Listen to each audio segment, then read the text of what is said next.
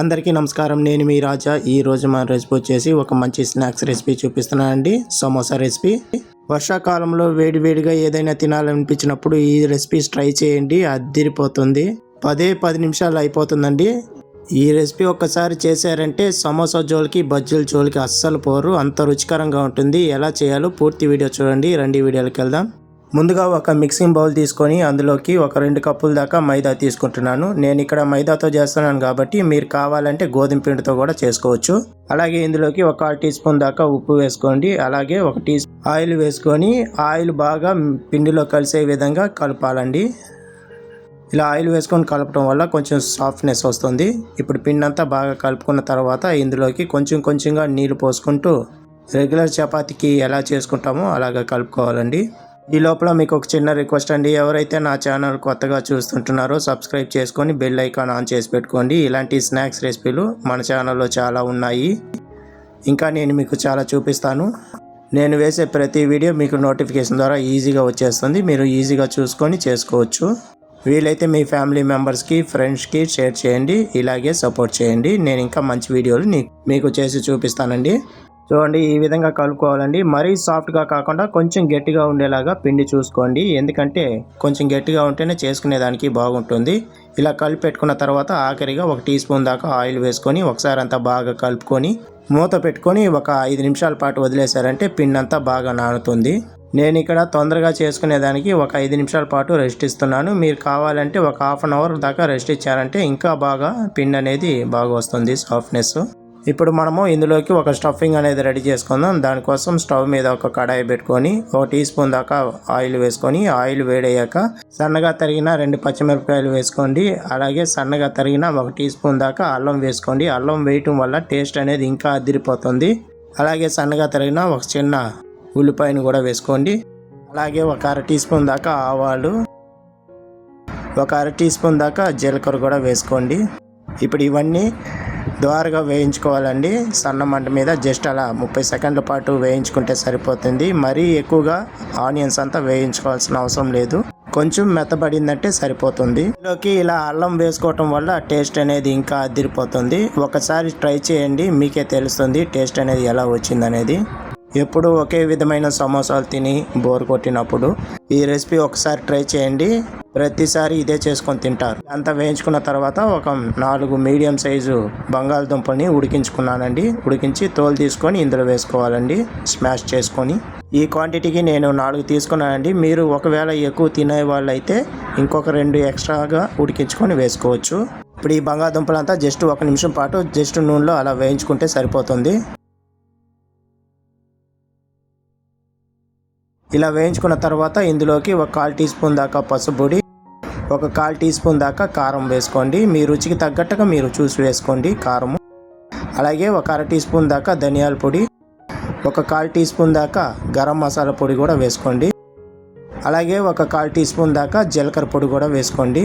అలాగే ఈ స్టఫింగ్ మరీ ఇంకా టేస్ట్ ఇచ్చేదానికి ఒక 1/2 టీ స్పూన్ దాకా చాట్ మసాలా వేసుకోండి. చాట్ మసాలా వేయటం వల్ల టేస్ట్ అనేది ఇంకా అదిరిపోతుంది. మీ దగ్గర చాట్ మసాలా లేనప్పుడు ఒక 1/2 నిమ్మకాయ పిండి వేసుకోండి. ఇప్పుడు ఈ మసాలా దుంచలంతా బంగాళదుంపలో బాగా కలిసే విధంగా కలుపుతూనే ఉండండి. ఒక 2 నిమిషాల పాటు కలుపుకుంటే అంతా బాగా మిక్స్ అయిపోతుంది.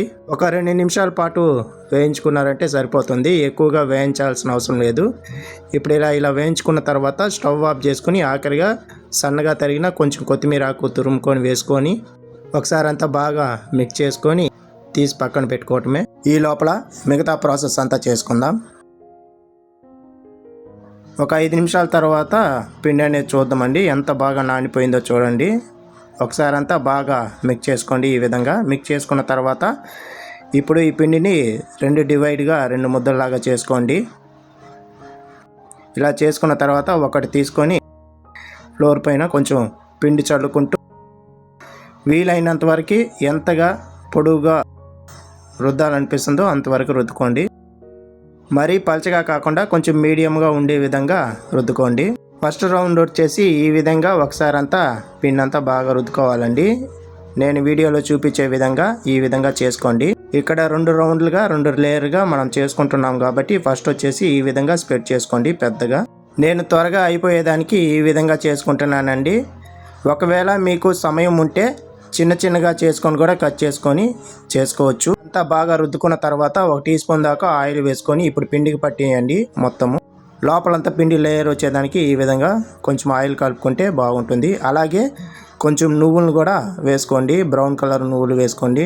ఇవి వేయటం వల్ల టేస్ట్ అనేది ఇంకా బాగుంటుంది. ఇప్పుడు వీడియోలో చూపించే విధంగా ఫోల్డ్ చేసుకోండి. నేను ఎలా వీడియోలో చూపిస్తున్నానో అదే విధంగా ఫోల్డ్ చేసుకోండి. మిగతాది కూడా ఇదే విధంగా ఫోల్డ్ చేసి పెట్టుకోండి. ఈ విధంగా ఫోల్డ్ చేసుకున్న తర్వాత అందులో ఒకటి తీసుకొని ఇప్పుడు రెండో రౌండ్గా ఈ విధంగా ఫైనల్గా ఈ విధంగా రుద్దుకోండి. వీడియోలో చూపించే విధంగా ఈ విధంగా రుద్దుకోండి. నేను ఇక్కడ ఒకేసారి చేసుకుంటున్నా కాబట్టి ఇంత పెద్దగా చేసుకుంటున్నాను. ఇలా రుద్దుకున్న తర్వాత 1 టీ స్పూన్ దాకా కొంచెం నీళ్ళు అనేది పోసుకొని ఈ విధంగా స్ప్రెడ్ చేసుకోండి. అప్పుడే స్టఫింగ్ పెట్టినప్పుడు మనకి రెండు బాగా అతుక్కునేలాగా ఉంటాయి. ఈ స్టఫింగ్ వచ్చేసి నేను ఒకేసారి చేస్తున్నాను కాబట్టి ఈ విధంగా చేసుకుంటున్నాను. ఒకవేళ మీకు సమయం ఉన్న ఇందులో ఒకటిగా మీరు కట్ చేసుకొని చేసుకోవచ్చు. అలాగే రెండోది కూడా ఇదే విధంగా రుద్దుకొని పైన వేసుకొని ఇప్పుడు వీడియోలో చూపించే విధంగా అంచులంతా బాగా ప్రెస్ చేసుకోండి. ఆ తర్వాత వచ్చేసి వీడియోలో చూపించే విధంగా మీ హ్యాండ్ ద్వారా ఇలా చేతుల ద్వారా ఇలా స్ప్రెడ్ చేసుకోండి. ప్రెస్ చేసుకుంటా ఉండండి. ఆ తర్వాత ఎక్స్ట్రా ఉన్న పిండిని ఈ విధంగా కట్ చేసుకొని అన్నీ ఈవెన్గా వచ్చే విధంగా కట్ చేసుకోండి చాకు ద్వారా. అన్నీ ఈ విధంగా కట్ చేసుకున్న తర్వాత వీటిని మనం ఫ్రై చేసుకుందాము. దానికోసము స్టవ్ మీద ఒక కడాయి పెట్టుకొని డీప్ ఫ్రై సరిపడా ఆయిల్ వేసుకొని ఆయిల్ వేడయ్యాక ఇప్పుడు ఒకటిగా వేసుకొని ఫ్రై చేసుకోవాలండి. మంట వచ్చేసి మీడియం మంట మీద పెట్టుకోండి. వేసేటప్పుడు మీడియం మంట మీద పెట్టుకోండి. ఆ తర్వాత కొంచెం సన్న మంట మీద అడ్జస్ట్ చేసుకుంటూ రెండు వైపులా కాల్చుకోవాలి. మంచి గోల్డెన్ కలర్ వచ్చేంత వరకు కాల్చుకోండి. మీరు ఈ ప్రాసెస్ అంతా చూసి భయపడకండి, ఎందుకంటే లేట్ అవుతుందని. అలా ఏం లేదండి, జస్ట్ 10 నిమిషాలు అయిపోతుంది. వీడియోలో చూపిస్తున్నాను కాబట్టి కొంచెం అలా అనిపిస్తుంది మీకు. అలా ఏం లేదు, ఇంట్లో చేసే వాళ్ళకి పర్ఫెక్ట్గా టైంకి అయిపోతుంది. చాలా అంటే చాలా సింపుల్గా చేసుకోవచ్చండి. రుచి మాత్రం అద్దిరిపోతుందండి. ఎప్పుడు ఇదే చేసి పెట్టమంటారు. బయట వెళ్ళి కొనే బదులు ఈ విధంగా ఇంట్లోనే చేసుకొని పెట్టారంటే అందరూ ఇష్టపడి తింటారు. తప్పకుండా ట్రై చేయండి. ఇలా మంచి కలర్ వచ్చిన తర్వాత వీటన్నిటిని సర్వ్ చేసుకొని తినటమే. ఇందులోకి ఒక గ్రీన్ చట్నీ అయినా పెట్టుకొని తినొచ్చు, లేదంటే టమోటా సాస్ అయినా పెట్టుకొని తినొచ్చు. టేస్ట్ మాత్రం అద్దిరిపోతుందండి. కావాలంటే మీరు ఒకసారి ట్రై చేస్తేనే మీకే తెలుస్తుంది. ఈ వీడియో మీకు నచ్చినట్లయితే లైక్ చేయండి, షేర్ చేయండి, కామెంట్ చేయండి. మరిన్ని వీడియోస్ కోసం నా ఛానల్ సబ్స్క్రైబ్ చేసి పెట్టుకోండి. ఇలాంటి మంచి రెసిపీలు నేను మీకు చేసి చూపిస్తాను. ఈ వీడియో పైన మీ అభిప్రాయం చెప్పండి. మీకేమన్నా డౌట్ ఉన్నట్లయితే నన్ను అడగండి, తప్పకుండా రిప్లై ఇస్తాను. మళ్ళీ వీడియోలో కలుద్దాం. ధన్యవాదాలు.